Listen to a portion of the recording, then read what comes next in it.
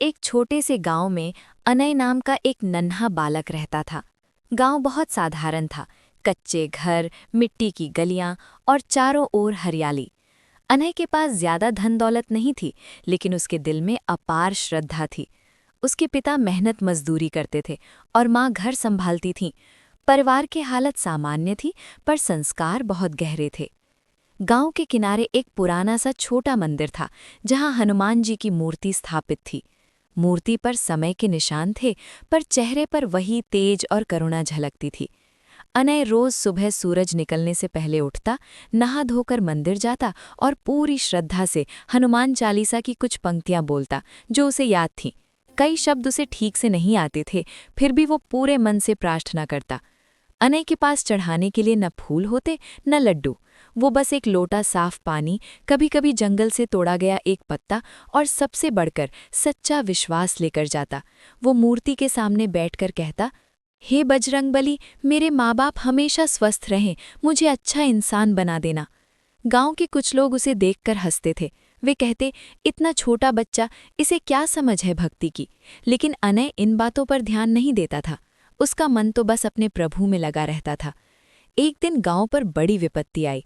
कई दिनों से बारिश हो रही थी और पास का जंगल पानी से भर गया था। उसी दिन अनय की माँ लकड़ी लेने जंगल गई थी। शाम हो भी, अंधेरा घेर आया, लेकिन माँ वापस नहीं लौटी। अनय का दिल घबराने लगा। पिता भी परेशान होकर इधर उधर पूछताछ करने लगे। डर और चिंता से भरा अनय सीधे मंदिर भागा। बारिश में भीगते हुए वो हनुमान जी के सामने बैठ गया। उसकी आंखों से आंसू बह रहे थे। कांपती आवाज में उसने कहा, हे बजरंगबली, मेरी माँ को कुछ मत होने देना। अगर मैंने कभी कोई गलती की हो तो मुझे सजा दे देना, पर मेरी माँ को सुरक्षित घर पहुँचा देना। उस रात जंगल में अनय की माँ रास्ता भटक गई थी। चारों ओर अंधेरा था, तेज हवा चल रही थी और जानवरों की आवाज़ें डर पैदा कर रही थीं। तभी उन्हें किसी के चलने की आहट सुनाई दी। उन्होंने देखा, एक विशाल तेजस्वी वानर सा रूप उनके आगे खड़ा था।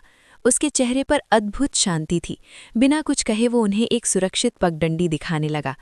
माँ डरते डरते उसके पीछे चली। थोड़ी ही देर में वे गांव के पास पहुंच गईं। जैसे ही उन्होंने पीछे मुड़कर देखा, वो दिव्य साया वहां नहीं था। उसी क्षण उन्हें समझ आ गया कि ये कोई साधारण व्यक्ति नहीं, बल्कि हनुमान जी का आशीर्वाद था। अगली सुबह माँ सुरक्षित घर लौटी। अनय ने जैसे ही उन्हें देखा, दौड़कर गले लग गया। उसकी आंखों में खुशी के आंसू थे। वो फिर मंदिर गया और बोला, हे प्रभु, आपने मेरी सुन ली, मैं जीवन भर आपकी भक्ति करूंगा। उस दिन के बाद गांव वालों का नजरिया बदल गया। वे समझ गए कि सच्ची भक्ति न उम्र देखती है न धन, वो सिर्फ एक सच्चे और निर्मल हृदय को पहचानती है। अनय बड़ा हुआ, पर उसका विश्वास कभी नहीं डगमगाया। उसके लिए हनुमान जी सिर्फ देवता नहीं थे, बल्कि हर कठिन समय में साथ देने वाले सच्चे रक्षक थे।